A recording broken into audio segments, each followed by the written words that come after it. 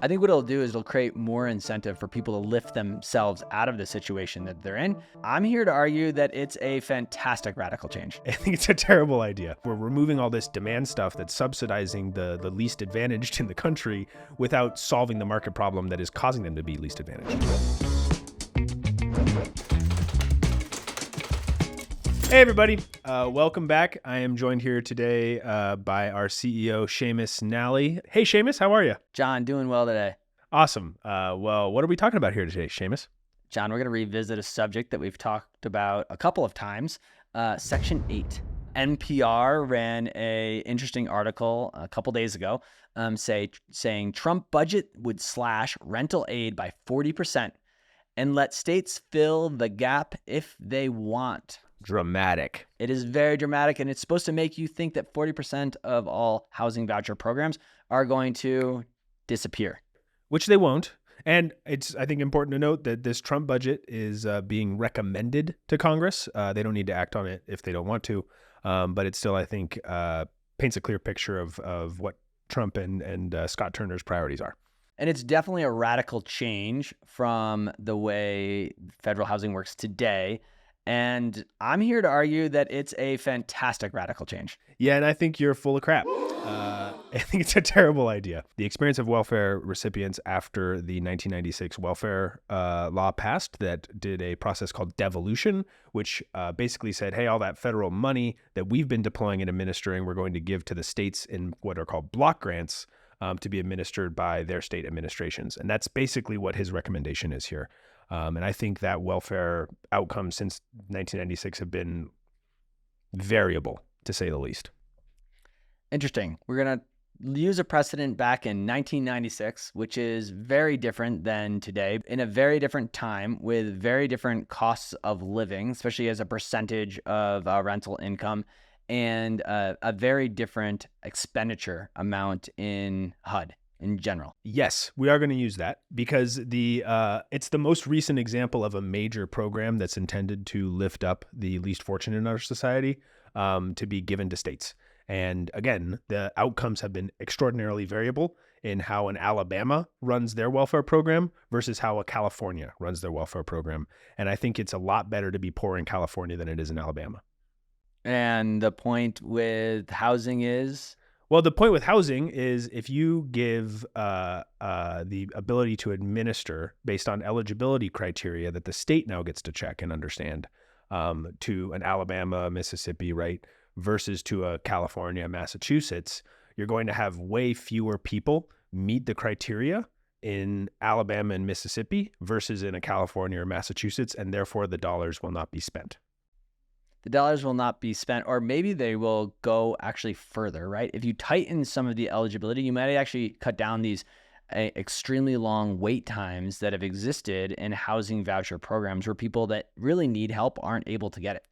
Another aspect of this recommendation that I like to see, and I think this is probably just iteration one, I'll be really curious to see if anyone plays with this and looks to implement it, is this idea of actually restricting the amount of time that you can receive these benefits.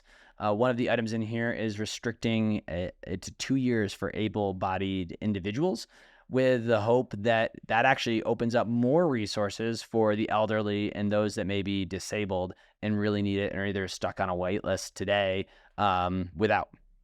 Yeah, so it'll create more vacancy turnover, which, is going to create, I guess, more windows of people to move into a house that qualifies for this. I think what it'll do is it'll create more incentive for people to lift themselves out of the situation that they're in because they know that the housing voucher only lasts for a certain amount of time. And by the end of that, they have to be in a position where they can support themselves and their family. And if the economy around you is suffering, you're just kind of screwed and you have to move. That is absolutely something that happens to people that are on housing voucher programs too. I don't think it's a good thing. I'm not saying that I'm excited for more of that situation to be created. But what I am saying is that's the reality for people, housing voucher program or not. The housing voucher program, and actually a lot of locations, like where I own some of my rentals, has inflated the price of market rent because of what they're actually willing to pay. And it puts individuals that don't qualify for the voucher program but are right on that edge in a really tough position, because landlords actually benefit from offering Section 8 housing than renting to other individuals because of how much the price of rent has gone up. So well, I mean, I hear what you're saying, basically, that by deploying government money, especially if that government money is being deployed at a rate they think is market rate, and not lower than that, is going to inflate the rental prices around it. That makes sense to me. My worry here is that this is a bunch of playing around in the demand side of the housing the housing equation. Bunch of playing around there, right? Let's remove money out of the demand side and that will lower prices. Obviously. Yeah. Duh, it will. My concern is that we're not seeing any headlines, and I know it's not the sexiest topic, but we're not seeing any headlines about building more. Even still, there was a tweet, and maybe Alex, you can find it. There's a tweet from the Chicago governor that talks about the cost of, he was bragging about how much it cost him to build public housing. And the per unit cost was like astronomical. It's just a crazy high amount. And it shows this kind of short-sightedness and I'd even say fixation on both the left and the right of solving for the demand side of rental housing. On the right, it's about fairness, it's about clarity, it's about eligibility. And on the left, it's about care, it's about freedom, it's about dignity. But nothing is about why aren't we building more houses, which would solve both those problems. And so this Trump budget that's now making headlines across and probably generating millions of views, it touches on fairness right on the right. It touches on care on the left. It doesn't at all touch the problem. And that's what's frustrating to me is we're removing all this demand stuff that's subsidizing the least advantaged in the country without solving the market problem that is causing them to be least advantaged.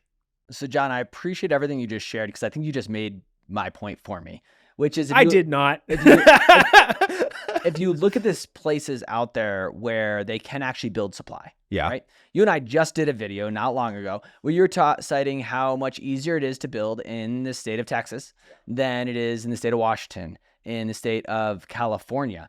And the reason that is it's because those states are doing what their individual people want, right? They're doing what their constituents want. They want more housing, so they're lowering regulation, making it easier to build in those places. And so what this recommendation does is it takes the money for helping supplement housing, right? The housing voucher program, and it pushes more of it down locally so states can make that decision, creating this great petri dish across the United States where we can see where the most effective spending of this money actually occurs and how it's maybe paired with things like deregulation to increase supply. Think about how much further this money may be able to go in a state like Texas where it is easier to build and rent and housing costs are actually flattening and not continuing to skyrocket.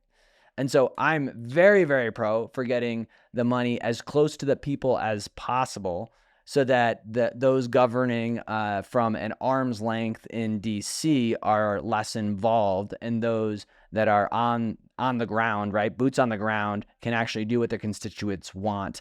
And we can see that experiment play out throughout the United States. Right now, we have a housing shortage and an affordability problem after the fact, right?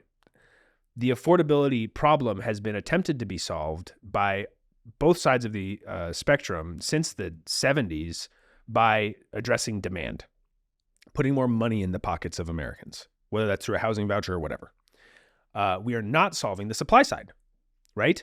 If you remove the demand without the demand subsidies, without solving the supply side, you're going to have a lot of people in pain, and we already have a homelessness crisis. So I'm concerned that this is way too premature. That concern, I think, is as if this is happening in a vacuum, right? And it ignores what other efforts may be happening to increase the supply side. And we've talked about how some of those efforts have been quite successful in different states around the country, right? And so from my perspective, what I think of is in the federal government right now, we have the Housing and Urban Development, right? a group of unelected officials, they're appointed officials, Yeah. right, making calls throughout the United States as to who should and shouldn't receive housing vouchers. And what I'm very excited about is us taking that decision from DC in a vacant building, because most people are working from home, and moving that back to the states where people have a better understanding as to the needs of their community, to a place where those individuals making a lot of the decisions are actually elected by the people there, and where they can pair those decisions around housing voucher programs with other decisions that are being made to address supply constraints. So to address other affordability concerns. We talked about just a month ago how Ron DeSantis in Florida said, let's get rid of property taxes, right? Let's run that experiment.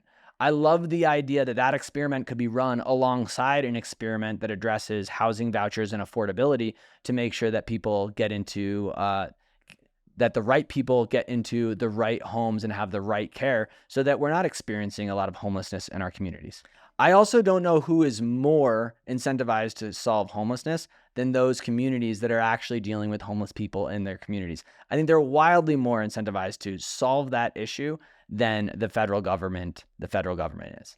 I have one more curveball, and then we can wrap. And that curveball is, most of the states that I'm concerned about their administrative capacity to do this well are net takers from the federal government, meaning they already pay less as a state to the federal government than they take through welfare, through healthcare, right? These kind of subsidies that come from the federal government into those states. Why do you think the budget did not include purely self-funding of this type of program?